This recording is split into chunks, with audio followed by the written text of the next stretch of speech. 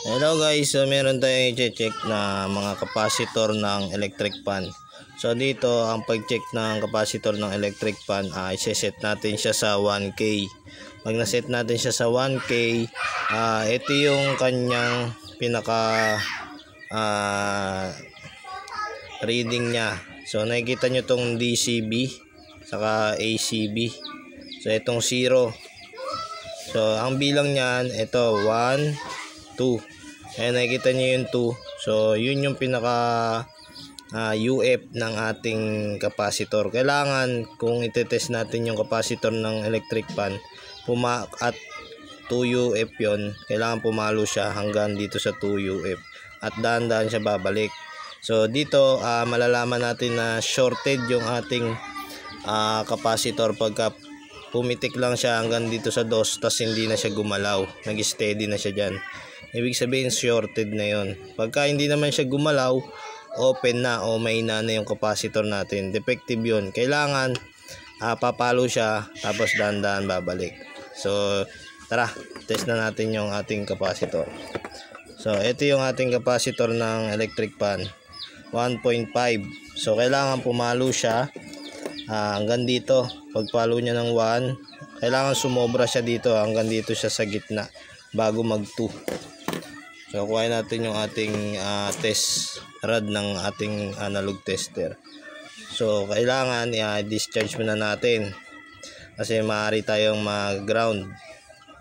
So ito, lagay natin siya dito as dito. Yan, nakita nyo. So pagka baliktarin natin,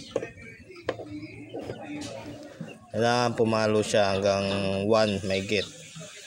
Yun. So pumalo siya hanggang dito, nakita nyo. So ibig sabihin goods pa yung ating capacitor. So kuha naman tayo ng ibang capacitor. Ito 2 UF. So tetest natin.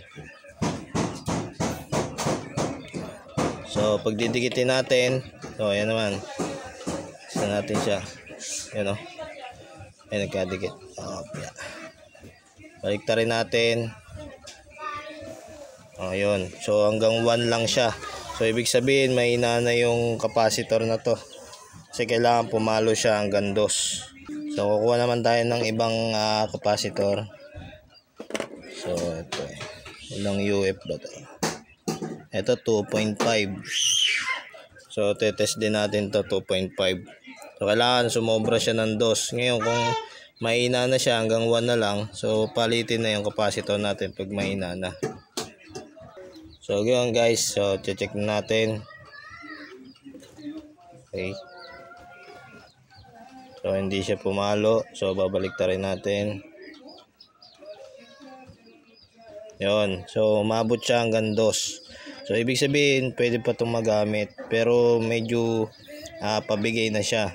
So kailangan kasi umabot siya hanggang 2 tas may get. So ito kasi ay 2.5. So magagamit pa naman siya pero hindi natin alam kung kailan pa siya magtatagal. So kuha naman tayo ng iba. Ito 2. Check natin. May wala. So babalik na rin natin.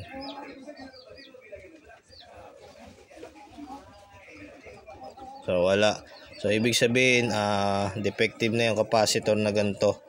So wala siyang reaction kahit balik na rin natin. So ibig sabihin open na yung capacitor. So wala na to, sira na to. So kuha naman tayo ng iba pa. Ito 1.7. So kailangan mabot siya hanggang 1 may get.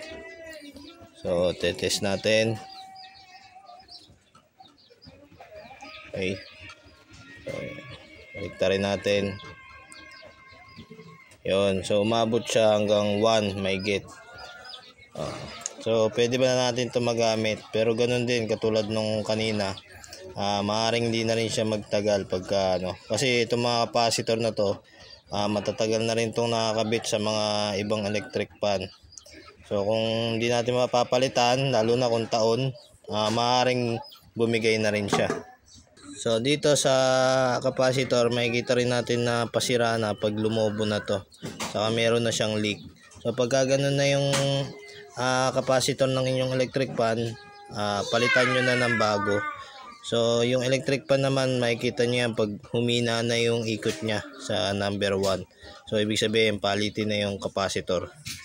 So, yun lang guys, at sana meron kayo natutunan sa ating konting tutorial. Maraming salamat.